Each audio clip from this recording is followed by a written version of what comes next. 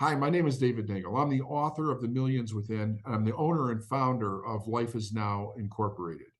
Our podcast is the Successful Mind podcast. And in the Business Growth Architect podcast, we're going to talk about the double binding message and how to uncover your sabotage pattern. See you in the show. Hello, fabulous person. Beate Gillette here, the Growth Architect. Welcome back to the Business Growth Architect Show, where we bring you cutting-edge business strategies from some of the world's most successful entrepreneurs, business transformation experts, and visionaries who want to help you to scale your impact. Look for one tangible strategy that you can take back and implement right away. And now back to our guest. Welcome back. This is Beate Gillette, your host for the Business Growth Architect Show. And today I have to say we are doing something that is on my bucket list. We have David Neagle, who is my brain trainer and my mindset coach, here on the call with us. David, I'm so excited for you to be here. Well, thank you for having me. It's an absolute honor. Excellent. So for somebody who is maybe not familiar with your work, please tell them who you are and what you do. Well, my name is David Neagle. I'm the owner and founder of Life Is Now Incorporated.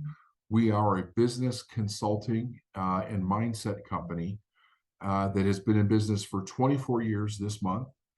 And we work with businesses all around the world in helping them not only with their mindset, but with the strategies for them to become more successful and then to meet the desires and the goals that they have for their own life and business.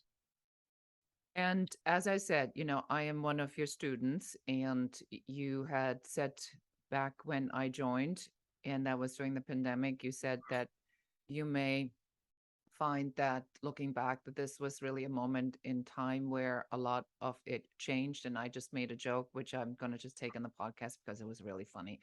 I said, you didn't tell me how bruised I was going to end up being in the process. Yeah, that's a good one. And like I said, I hadn't heard that one before. I've heard things similar, but I haven't heard that one. So that's good.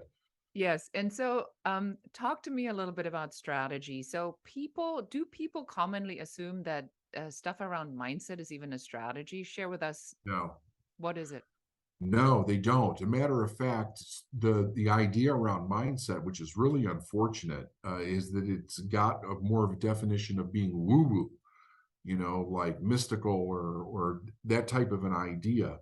And I understand why. I think because some of it is mixed with a spiritual message in many cases, and even sometimes with a religious message, depending on who's offering the message. I usually like to come from a universal component, but the part that reason though is based on the idea of where do we start with mindset? Where does mindset and the information in the universe actually begin? So that's how I think it kind of got muddled up. But what is really significant about this, and I didn't know this because I was raised middle class, and I was struggling terribly. I was really struggling. Everything was going really bad. And I went bad, my car was repossessed. We went bankrupt. We had to leave our house in the middle of the night and go live in a bad neighborhood because we couldn't afford, anything else. We were on food stamps. It was really bad. And I had an experience. It's a really long story, but I had this experience where I made a couple of changes, 2, 3 changes in my mindset, and my income tripled in 30 days. And I was like, wait a minute, this isn't supposed to happen. How is this even possible? So it started me on a path of trying to understand an experience that I had so that I could replicate it if at all possible. I was like, I don't know what to do. I couldn't figure it out. And I stumble across, I do something just on a chance, right? And I have this magnificent breakthrough, and I didn't understand what happened or why it happened. So then I started down that path trying to figure out what happened. And I spent 7 years studying with some of the most magnificent people on the planet. And when I learned what I had done, I was really astounded to find out that it all started off with mindset, the way that we think, what we believe, what our values are, what they're not. And all of that is shaped by the environment that we're raised in. And we will never really break out of that if we don't learn anything different. We will basically live within the equivalent of what our childhood was if we don't ever learn anything different from a mindset strategy perspective, because that's the thing that leads to accepting other strategies to be able to move out of a situation that might be difficult. So, what really strikes me about this, David, is that I think that there is a idea that life is happening to me and that I'm gonna have to make the best quotation mark out of what the cards I've been dealt with. And oftentimes, I don't know if it is because somebody is either doesn't know or it's too much work. Do you think that there is an awareness that mindset is an actual strategy and that it's a tangible strategy and it's ruled by, you always talk about the laws of the universe? Or do you think that people go and say, well, mindset, that's the meditation part, right? I know I need to have a better spiritual practice. Yeah. So do you think that that's the problem and why this is clashing? I think people don't know. They really don't know. And if they hear it, they associate it with something like you said, like with meditation. So they don't see how it would be applicable to the problem that they're in. And it's a real ignorance issue. I absolutely did not know. But I will tell you this, you did say something that I really agree with. You said something about it being too hard. When I was growing up, when I was a child, if I ever showed interest in anything, I had this very weird feedback that I would get from my parents and my grandparents. And it was all about how it was going to require me to do all these different things in my life that I didn't like to do. And if I was going to pursue that, like I would have to go to school for a long time and study real hard and get really good grades. And I hated school. And I probably hated it because nobody taught me how to be successful in school.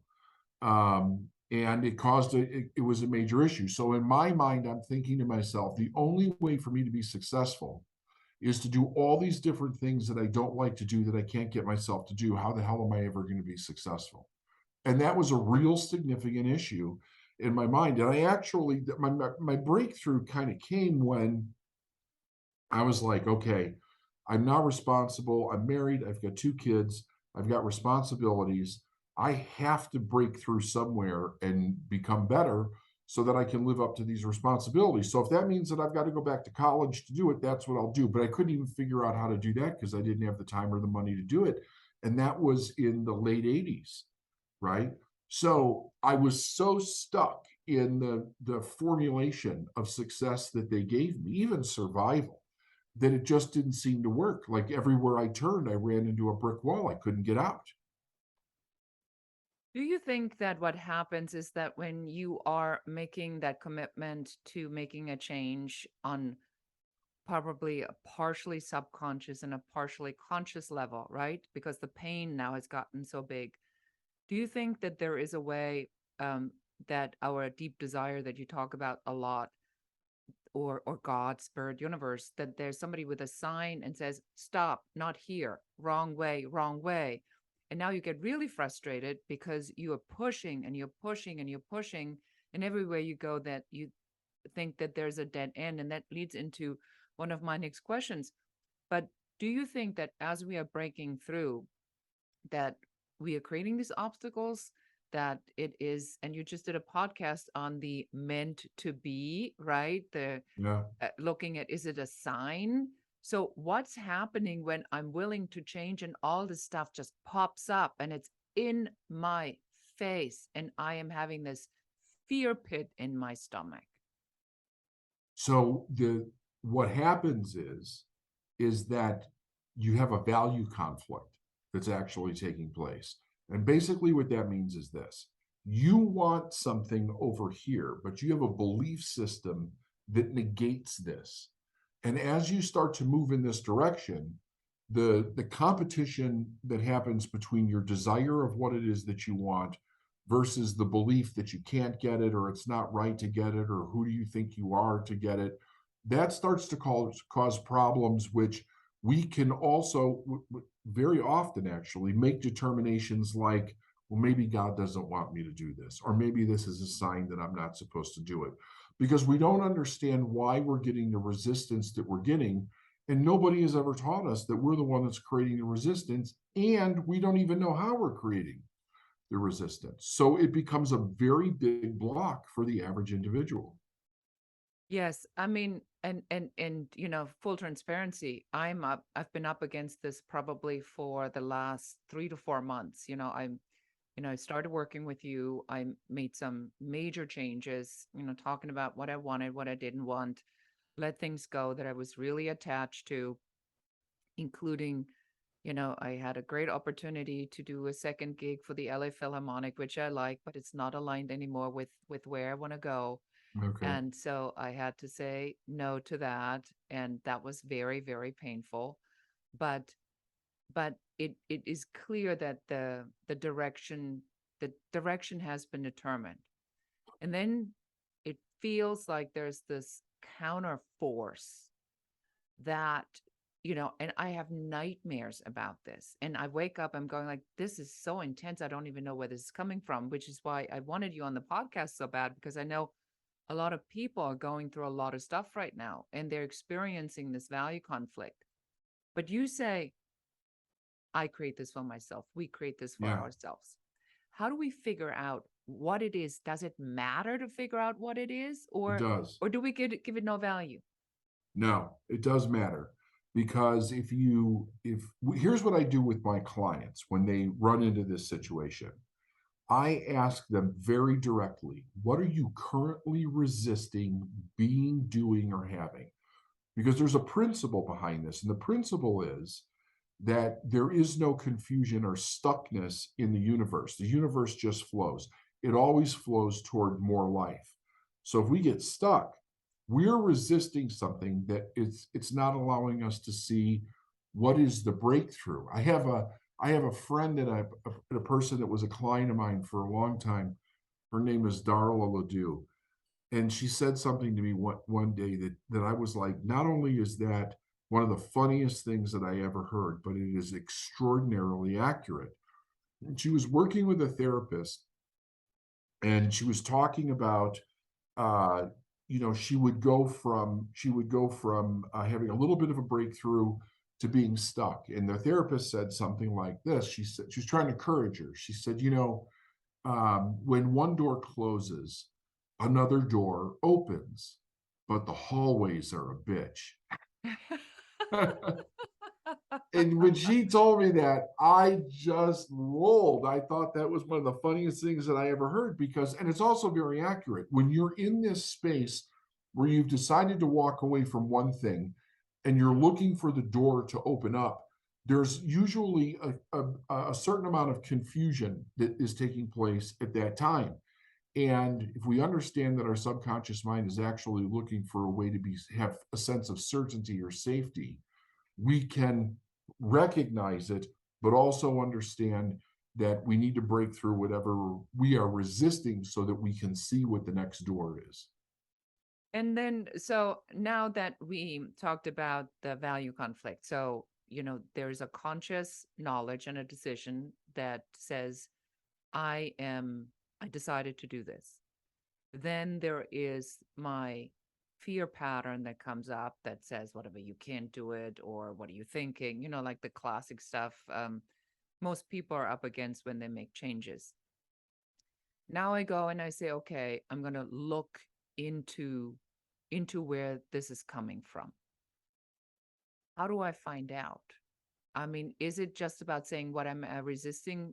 Is the resistance in, do I step into that? Or is the resistance to say, I got to go back to my mommy and daddy issues on why I wasn't loved? No, no, I don't think it's that at all. I think that when, so here's what happens. If you're having a conversation with somebody and they're telling you that they're stuck, they're not aware of what they're resisting. They're focused on the fact that they're stuck.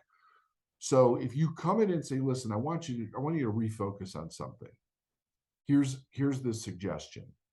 what is it currently in your life that you're resisting being, doing, or having? It'll instantly change their focus, and they will tell you exactly what they're not doing. It's always there. They're just not looking at it as being part of the problem. It may have a different connotation related to it. It might have to do with money. It might have to do with a person. It could have to do with opportunity, but they're not seeing it as something that needs to be done as a precursor to be able to walk through and have that breakthrough where you have ease of effort type of an idea. But that question really refocuses their mind on what's going on. Now, in defense of what you said, if you say that to the person and then they say, I just can't do that, right? You might have to go into what those early childhood issues are that are causing them to be afraid of walking through whatever the challenge is, whatever that obstacle is in their life. I have a great experience share for you, which is something that I actually learned from you. There was a part in our training where you had talked about dragging around that anchor. And then I had this visual of myself being on this sailboat and I was dragging along this anchor. And then, being the good German, I went and got a diving suit and a wetsuit and I learned how to dive. And I looked at that anchor. I took lessons on, you know, how to untie anchors from when they're stuck. And then one day you just said, just cut the darn thing.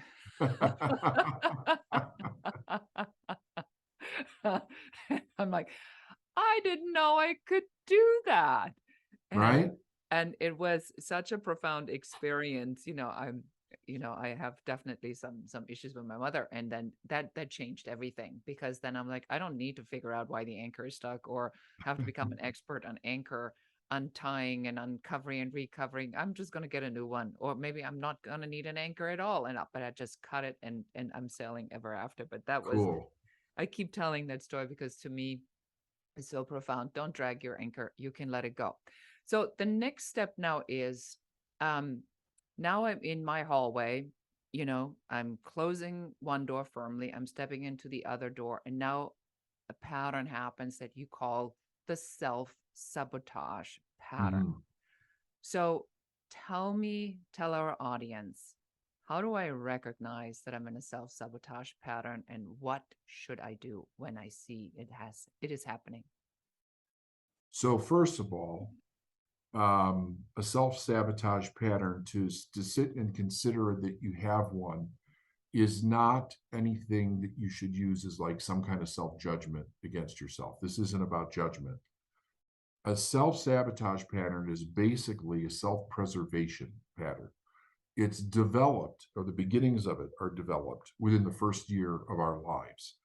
And the reason for it is that the way that our subconscious mind works is it's based on learning pattern recognition from a very early age because we don't have language or any really way to communicate with mom and dad in order to get our needs met. And in the in the in the in the very smart view of whatever it is that created us as a living being, recognize that if that pattern gets broken between mom and dad, this child dies. Okay, this form of life actually will perish. So those established uh, those patterns happen very, very quickly. Okay, now what does that pattern do? That pattern figures out what works to maintain contact with mom and dad so that we get the needs met, so that we live. And they keep reinforcing themselves all the years that we're going through our childhood. So, what ends up happening is that once we start to go out on our own and we begin to start to explore different areas of our life that we're not familiar with, we're stepping into vast amounts of unknown, right? I'm going to try a new job or a business or a new partner or whatever. I'm stepping into the unknown. Your subconscious goes, wait a minute, we don't have a pattern for this. What is this person doing? So, what it develops is a different pattern that also develops throughout your childhood that tries to get you to stop doing something that it doesn't have a pattern, it being your subconscious doesn't have a pattern for the only reason other than it wants to make sure you survive. See, the subconscious mind is only concerned with two things. And that is the survival of the person and procreation to pass the gene pattern down to the next generation. It's not concerned with, are you happy? Are you healthy? Are you having fun in life? It doesn't care about any of that stuff. So it's a survival pattern in the preservation of our life. How do we know that we're going through it? Well, the first thing that happens is that all of a sudden we will become aware. So let me just back up a little bit. We decide that we're going to create a goal. We're going to name a goal. We're going after something that we want. Perfect. We start to walk into the direction of that, or what we think is the direction is, and the subconscious goes on alert, and it's like, this is not familiar. So what it does is it needs to create confusion. I mean, psychologically, we know how this works. It creates confusion to get you to refocus on something that you're already familiar with that's important, in order for you to back off where you're going. So how does it do this? It literally starts looking for a problem that's already in your life to exacerbate in some way. This is the craziest thing. When I first learned this, I didn't realize that I was doing it. And then when I realized that I was doing it and how it worked, and I started working with other people, without fail, every person that I've ever worked with personally goes through this if they continue to grow. So I would tell people, here's what's going to happen. You're going to start to grow. Your subconscious mind is going to create some kind of damn problem in your life to get you to take your focus off where you're going, and convince you that you've got to solve this problem and you can't focus on the direction that you're going. And I've never seen this not happen, by the way. It's just different degrees of what the problem is. So the first thing is that you start to go in this direction, and then all of a sudden you have problems start to show up in your life, right? Situations, circumstances, this type of thing. It could be interpersonal. It could be you, like a health issue. It could be you have a fight with your spouse or your lover. It could be something happens with your kids. A dog runs away. The electricity gets shut off. Any kind of problem. But what we want to watch out for is that our mind doesn't go into the conviction that I can no longer go after this goal because I must solve this problem. Now, here's the fine line on this. The problem is real. This is not like people are making this up in their mind, right? They're actually creating it subconsciously. They just don't know that they're doing it. So it's real. It is in their reality. It's actually what they're experiencing. So they do need to deal with it from the perspective of responsibility, right? Like, I've got this issue in my life, I have to take care of it. Yeah, absolutely. But you don't have to get emotionally involved in it. And you don't have to let it become a distraction off of the goal that you're going after. When a person understands that this is going to happen regardless of what they do, they can be on the lookout for it, so they don't get overwhelmed by the story that they tell themselves when it begins to show up. And the reason for that is that your subconscious mind knows exactly what it's going to take to turn you around. And what happens is it convinces you to move into the agreement of, this is more important. So we actually go into this, it's like an illusion in our mind where we end up agreeing with the reason that's going to cause us to quit. I've also studied failure as I've studied success. And the interesting thing about failure is that you will never run into somebody and go, you know something, I failed, and the reason that I failed is because I didn't have the ability to break through this, that, or the other, and I accept responsibility and I'm going to live a lesser life because of it. Everybody that fails will tell you the excuse. They will tell you the story. They will tell you the reason that they believe caused their failure, but that's their subconscious mind convincing them that this is an obstacle that they can't get through. Or it tries to rationalize it, like, see, I told you success wasn't worth it because you start going after this, now you got problems in your marriage, or you're not focused on your kids. You need to take that time and do this. And other people will get in the story as they see it happening. And of course, everybody's telling you what their own bias or their paradigm is around those ideas. So that's how you recognize it. And what I do with every client before we even start working on whatever we're going to work on, we unravel their sabotage strategy, because it'll do something else that's really interesting. It will make an enemy out of anybody that you had brought into your life to support you on your goal, which is fast. I didn't realize it was going to do that. When I first started coaching, I ran into a very interesting problem. Not with everybody, but with some people. They were being rock stars. They were going great guns. And then all of a sudden, I would talk to them on the phone one day. They wanted out of coaching, they wanted a refund, they started blaming me. And I'm like, wait, what? What happened? What's going on? And I realized that the subconscious mind tries to close that door so that they can't go back. So it convinces them that anybody that was supporting them is basically the enemy. And if they understand that ahead of time, you can help them, or they can even help themselves recognize when they go into this sabotage process.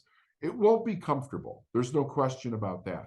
But it will allow them to make more educated decisions about how they're going to handle it as they go through it. Yeah, I mean, there's so much in here that we can unpack and look into, but I think what really sticks out for me is, and the reason I wanted to talk to you about this, I think that there is definitely an awareness right now. I mean, if I've ever seen a self-sabotage pattern of the world stepping into effect right now, it is right now. I It's mean, right now. uh, Yeah, I agree with you. it's just nuts. I mean, people are making preemptive decisions to not move forward. Yes. And even though there is no actual reason to do so, I mean, we are in business consulting, coaching, strategizing. We established mindset as a part of your strategy. I always say, David, that if I think protecting, that my arms go over something and the energy presses down. If I if I think growth, my arms go and the energy goes up, because growth always goes upward. So you make a decision. Protecting goes down, it can't grow. Like literally it can't Yeah. grow. Yeah. Whereas growth goes up. So with this self-sabotage pattern, right? So now I'm going, oh my gosh, I catch myself. I caused a fight in the relationship yesterday. Maybe that's because I know I can handle things by myself, but I'm gonna throw this like lone wolf thing in there. Or I picked a fight with my sister, my brother, my mom, my dad. How do we stop? Is there an awareness of, do I step back in gratitude? Do I just, you always say, give things no meaning. It has no meaning other than the one that you give it to. Do you have like a tool if somebody says, "Oh, blows my mind, I'm in a self-sabotage pattern. How do I stop it?" Well, first thing is consciousness. To the fact that they can recognize that they're in a self-sabotage pattern is 90% of fixing it. Because the only reason it usually works is a person is unaware of what's actually happening. They're focused on is what's going wrong. So if they have the heightened awareness, as you say, that this is what's happening, and I know why it's happening. The idea would be that I would tell a person not to give the problem any meaning other than what needs to be done to deal with the problem based on how it's affecting your life, which is the responsibility part, right? So I know that I've got this problem. I've got to deal with it from a responsible perspective, but I'm not going to give it meaning. In other words, I'm not going to say, oh, this is going to cause me to failure. Why is this happening to me? Or go into self-pity. I'm not going to do any of that. I'm going to work through the problem. I'm also I'm going to control that problem in a big way. Like I'm going to determine when I work on it. It's not going to control my life. Okay. I will put what I need to do around it in the calendar. I will look to delegate the best that I can, if I can do that, to get somebody else to help me with those issues. But I'm not going to get emotionally involved to the degree that it starts controlling me. I think that's really the big separation that we want to communicate for those folks is don't get emotionally involved in it. Don't create a dramatic story around it, even if it's a really traumatizing issue. I mean, it could very well be, right? So I could see how it's easy for a person to step into that. But that's the only part about anything that they can control, how they react to this problem that's showing up in their life. And like you said, you're experiencing this more and more. Um, for multiple generations now, like 2, 3 generations, we have not seen this much uncertainty in our world ever. Like if you went back far enough, you could, but not anything that any of us or our parents or our grandparents even experienced this much uncertainty in the world. So when there's that much uncertainty, you have to get people to focus on the things that they can create in their life that they can be certain about, which is always something that they feel that they're in control of. Yeah, I think that this is really a moment where there's so much uncertainty and people are so afraid. This is the time to lead, I think. It And this is. is the time to take the certainty approach, because I think for especially the coaches, consultants that are listening, that if you are experiencing clients or prospects going like all kind of wacko on you, I think you need to double down on the certainty and say, this is what needs to be done in a situation like this to rebuild trust and safety. I think to me those are the Right. really two big words that I'm seeing right now. Um, are you what would you say to our listeners that are going like, wow, this I'm finding myself in these patterns? Is there a particular message that we can give them to say, you got Yeah. this? It's not always going to be like that. What is it going to be, David? So history shows that the people that progressively work on creating their life the best that they can during uncertain times come out on the other end the best. It's the ones that don't do anything, or they try to hide their head, or they let their fear lead them, that get completely destroyed during these times, because the times that we're living in affect us emotionally, financially. They're affecting us based on where we're in the world. I've got clients all over the world that are experiencing various different changes that are happening. They have to get very much in control of the direction that they're going, because that allows them to learn how to overcome all the different challenges that happen, and they can make conscious decisions. They're not overtaken by the fear. If they start to let their mind get overtaken by the uncertainty, that will compound on them, and they will, it goes into learned helplessness is what happens, and then they're just totally frozen.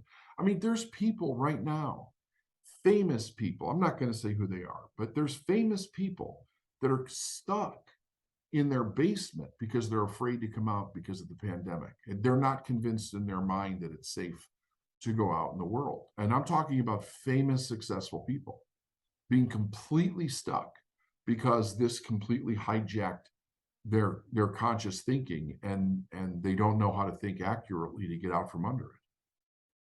So what I'm hearing you say, and I've been around you long enough that I dare to say that your preferred method to combat anything is take action. Yes. Yes. Take action. Yeah. Controlled action, right? I mean, obviously, if it's like wait to do this for a little while, whatever, but it's about directing your life forward, not having it be directed for you by somebody else. Yes, and that's really, I think, a great message for us to leave our audience with, because again, the value conflict, the double binding message, when you are unclear within yourself because you want something else and something else is pulling you back, not giving things more meaning than they have to. It just That's is right. not good or bad, right? I think you talk about this. So I'm going to keep you just for one more minute and help us understand the judgment. So why do I want to judge an experience as good or bad? The reason that we do it is because we were taught that it'll keep us safe. Okay. And the damnedest thing about it is that at one time, that was really true.